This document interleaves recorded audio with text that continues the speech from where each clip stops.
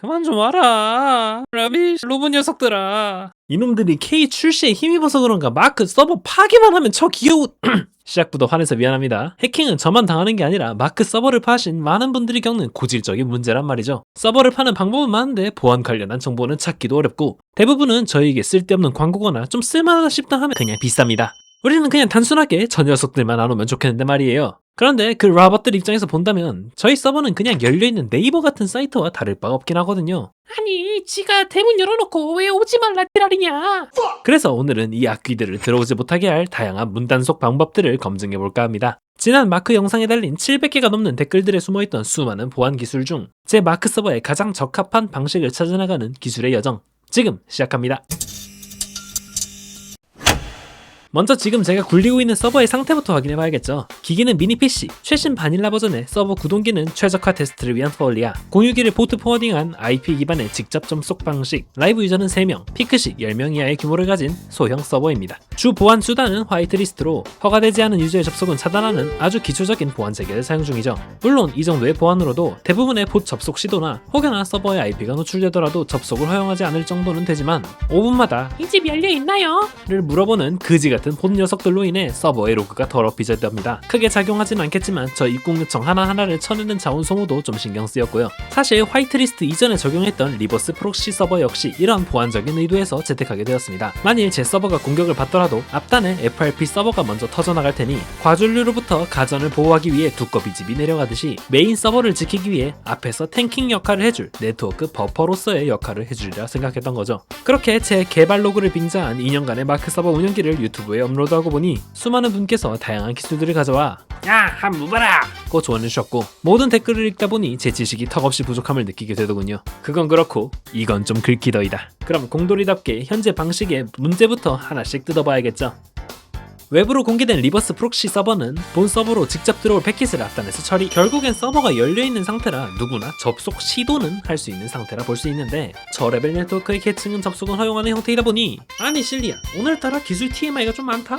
비유를 좀 해봅시다. 대충 제 메인 서버가 개맛돌이 치킨집이라고 가정해보자고요. 지금의 서버 구성은 치킨집에 들어오기 전에 별채가 있어서 입구에 들어오기 전에 별채를 거쳐야 하는 구조로 되어 있다는 겁니다. 거기에 직원을 배치하여 번호표를 뽑게 하거나 오늘 장사 안 해요 를 외치게 할 수는 있겠습니다만 문은 열려있다 보니 봇도 뜰락거리고 별의별 스캔 프로그램들이 오늘 장사하나요? 를 물어보고 다닌다는 겁니다. 만약 여기서 화이트리스트까지 꺼져 있다면 뭐 개나 소나 기어들어와서 개판되는 거고요. 그럼 이 허술한 별채 말고 아예 입구에서부터 보안을 조금 더 강화해보면 어떨까요?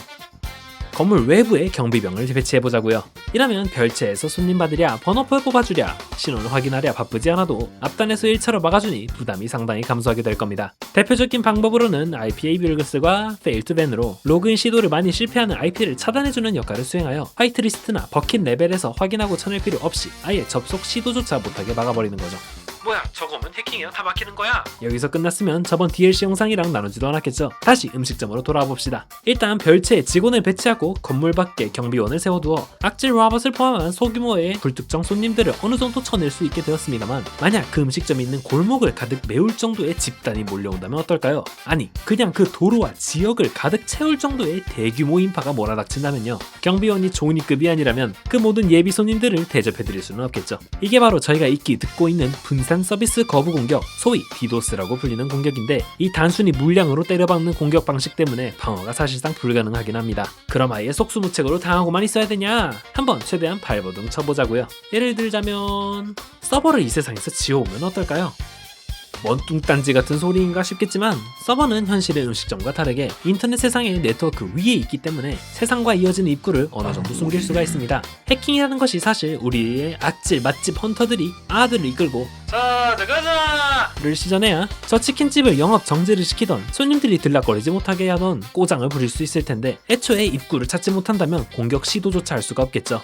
그러면서 우리가 원하는 손님들에게는 이 세계로 포탈을 열어주어 마인크래프트 서버라는 치킨을 맞춤 제공할 수 있다면 별채도 경비원도 필요 없는 꽤 괜찮은 보안 체계를 구축할 수 있을 겁니다. 와 그런 꿈같은 시스템이 있다고요? 대부분의 여러분은 이미 답을 알고 있는데 하마치도 그 방법 중에 하나입니다. VPN이라고 불리는 이 가상 네트워크 서비스는 세계는 인터넷 위에 가짜 내부망을 만들기에 음식점 입구를 이 세계로 날려버릴 수 있게 되죠. 다수 명의 한계가 아쉬운 분들에게 다른 프로그램을 추천드리자면 테일스케일, 제로티어 등이 존재하며 각각 계정 공유나 무료 플랜들을 활용한다면 컴퓨터의 스펙이 충분하다는 가정하에 20명 정도의 중규모 서버까지는 문제없이 서비스를 할 수 있게 됩니다. 야야 주인장, 그럼 당신의 픽은 뭐야? 하나만 딱 짚어줘봐. 저는 이 프로그램들 중에서 테일스케일의 원천 기술인 와이어가드를 택했습니다. 위 프로그램들은 실제 서비스를 판매하는 기업의 친구들이기에 UI나 설정 등에 있어서 VPN 환경을 구축하기엔 편리한 건 맞습니다만 결국 최대 유저 수를 늘리려면 계정을 돌려 쓰는 편법을 사용하던 아니면 결제를 해야 하는 문제에 다다르게 됩니다. 다시 이세계 치킨집으로 돌아와 보자면 손님들에게 제공할 이세계 포탈이 외주다 보니 최대 손님 숫자, 각 손놈들의 관리 플랜 등에서 제약이 존재한다는 거죠. 앞으로도 다양한 네트워크 기반 프로젝트들을 시도할 텐데 그때마다 이 프로그램은 이게 좀 부족해.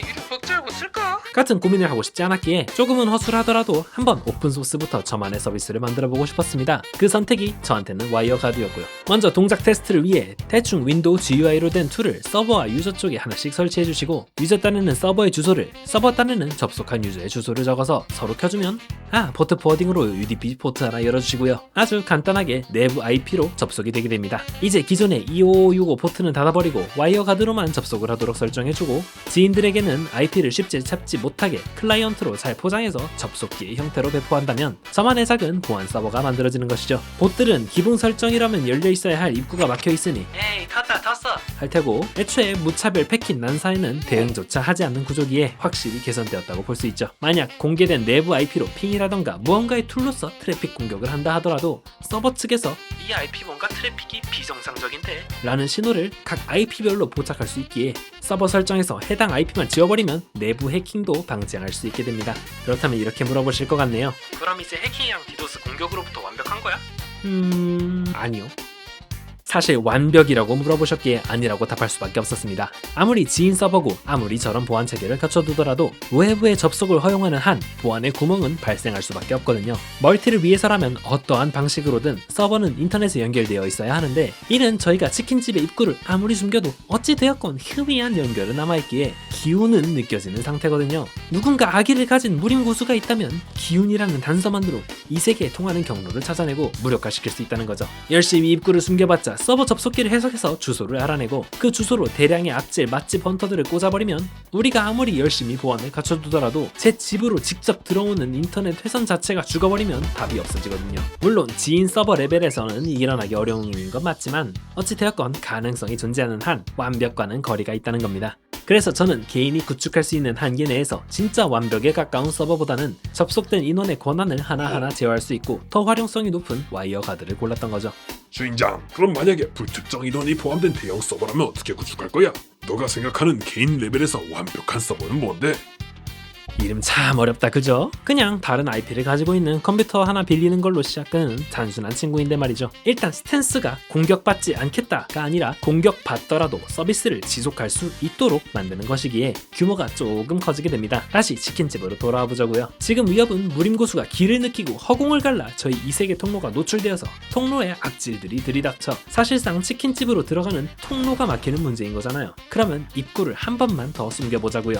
원래는 포탈을 통하면 바로 치킨집이 나와야 되는데 치킨집으로 향하는 텔레포트 룸을 하나 더 보자는 겁니다. 사실상 별채를 본 건물과 따로 두는 방식인데 별채 앞에서 비슷한 구도가 있지 않았나요? 맞습니다. 바로 원래 사용하던 리버스 프록시와 원리는 비슷한 VPS라는 친구를 활용해서 디도스 공격을 대신 맞아줄 탱커를 세워보자는 겁니다. 이러면 치킨집으로 직접 향하는 주소는 노출되지 않으면서도 디도스 공격에 별채만 터지고 본 음식점은 안전하다는 결과를 만들어낼 수 있겠죠. 그런데 결국 별채 터지면 치킨집에는 입장하지 못하는 거 아니냐? 별채를 여러 군데 여러 개를 지으면 되죠. 별채 1호에 훈타들이 들이닥쳐 무력화되었다고 해도 대기 중이던 이 3호 별채로 손님들을 유도하면 정상적으로 운영은 할 수 있게 되는 겁니다. 그래서 이걸 개인이 구축할 수 있냐고요? 오라클 프리티어 같은 VPS 제공업체의 무료 플랜도 있으니 외부 서버로의 터널만 잘 구축해서 개인으로도 어느 정도 대응할 수 있는 시스템을 만들 수는 있게 되는 거죠.